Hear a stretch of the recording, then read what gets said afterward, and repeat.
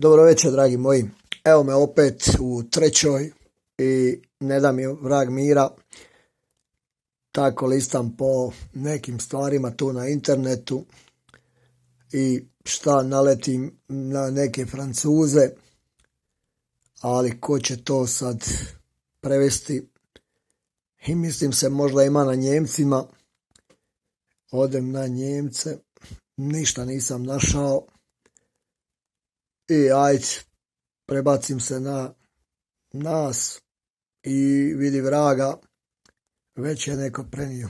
Neću ih tu reklamirati sad, iako sam, kažem, ja sa francuskog, kojeg ne znam, malo išao u Google čisto da vidim o čemu se radi i kad sam to malo sagledao, onda sam vidio da je to u stvari o čemu se radi. Znači, to je plan od samog početka. Znači, ne radi se uopće o nevidljivom neprijatelju, ne radi se uopće o testiranju, o preboljenju, to su sasvim nebitne stvari.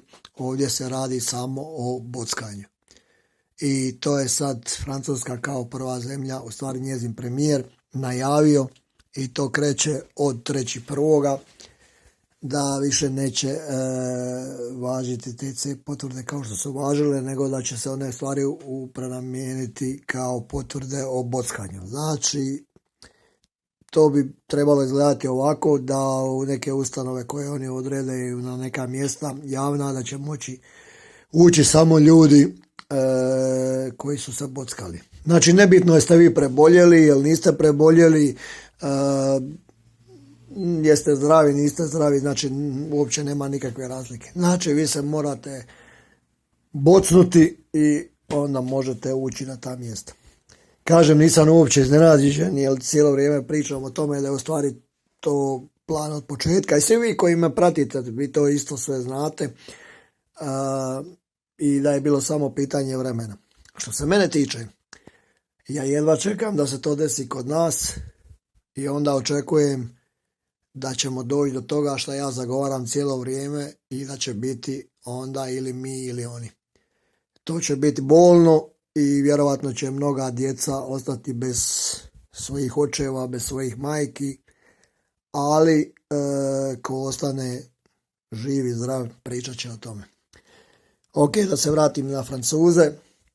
Ništa čudno, ti Francuzi su i tako bili predvodnici svega ovoga, ali mislim da im to baš sad neće donijeti sreću ta odluka i mislim da će tamo doći do velike ekskalacije sukoba i što sa samim tim povlači i velike žrtve.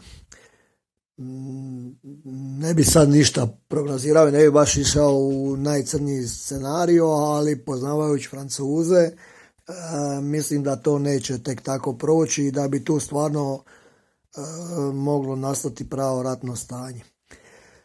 Nakon te odluke, ako je oni donesu, očekujem onda da se to malo dalje raširi i da se ide, recimo u Njemačkoj, da isto dolazi do takve odluke i samim time se širi po cijeloj Europskoj uniji. A to je onda, kažem, početak globalnog sukoba. Imam cijelo vrijeme i zadnjih dana dojam da upravo naš vrli premijer isto zaziva to nekako. Da izaziva to da se sva ova događanja presele na ulicu i da postane to ne više mirni prosvjed, nego da se tu malo dešavaju neke malo ozbiljnije stvari. Ne znam zašto to imam, ali cijelo vrijeme zadnjih dana me ne napušta taj osjećaj. Možda je dobio direktivu iz EU ili odakle već da pokuša isprovocirati ljude i izvesti ih na ulice i ko zna onda šta će biti. Ok, znači da se vratimo na ovu temu što su Francuzi sad rekli. Oni su također rekli da će smanjiti taj period između doza sa 6 na 4 mjeseca. Znači, treba će se, kako da se izrazim, nadbockati ili kako. Tom buster dozom, tom onom što je najgora, ono što te baca na koljena. Šalim se. Treba će se onda docijepljivati svako 4 mjeseca, znači smanjili su malo period. Ni to me nije iznenadilo i o tome smo pričali. Na kraju će to biti 5., 6., 7., 8., 9., 10. i svako 1 mjesec ili kako već. I zato su sve te puste milijone doza i naručili. Znači, došli smo do krajnje točke po meni. Sad, kako će ljudi reagirati na tu krajnju točku, ostaje za vidjeti. Moja prognoza, Francuzi će izaći na ulice, napravit će kaos, zapalit će pola države. To je prva prognoza. Njemci, nisam siguran, pobunit će se vjerovatno, ali ne u toj i tolikoj mjeri kao Francuzi.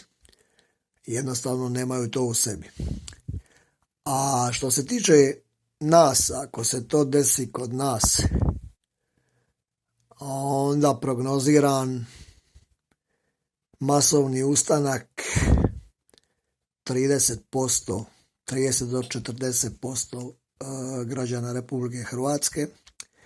I odmah da nadodam da nama nije problem, meni i vama koji me slušate, nama nije problem premijer, nama nije problem stožer, nama nije problem tih 200 korumpiranih, plaćenih gubavaca iz Sabora.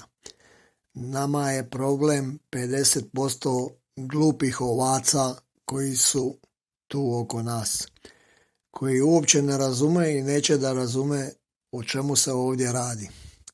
I to pokušavam danima objasniti svim ljudima koji me prate i koji komentiraju na mojem kanalu, da naš problem nije hoće li biti referenduma ili neće biti referenduma, da nije problem hoće li oni donijeti zakon sa 76 glasova ili će donijeti sa 155, ma sve jedno.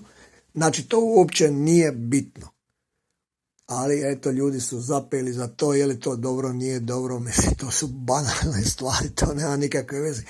Ako Francuzi donesu tu odluku, ta odluka će doći kod nas u najkraćem mogućem roku, znači možda 15-20 dana iza, možda čak i u isto vrijeme. Možda će sve zemlje Evropske unije uvesti u isto vrijeme to. Onda vam je sve jedno, hoće biti referenduma, neće biti referenduma. Onda ko živ, ko mrtav. To je to. I to, hvala Bogu, i dosta je više. Nema se tu sad više šta čekati, znači ako su oni odlučili da sve to, svu populaciju moraju bocnuti, u redu, onda ok, donijet će zakon o obaveznom bockanju i to je to. Znači, ja očekujem, kažem, jako težak period u naredna 2-3 mjeseca i jako sam radoznao, iako sam po prirodi uopće nisam radoznao, ali baš me zanima kako će to predstaviti i pod kojim uvjetima i pod kojim zakonom će donijeti tu odluku. Jer kako vidimo sad, evo danas je već bio slučaj gdje se nisu dobro koordinirali, pa je ovaj rekao da imaju Omikron varijantu već u Splitu, ovaj iz Splita nema pojma o tome. Znači uvijek igrokaz isti, uvijek one igre laži, istine, spinovi, navikli smo već na to. Evo, dragi moji, to je toliko od mene sad, već je kasna ura.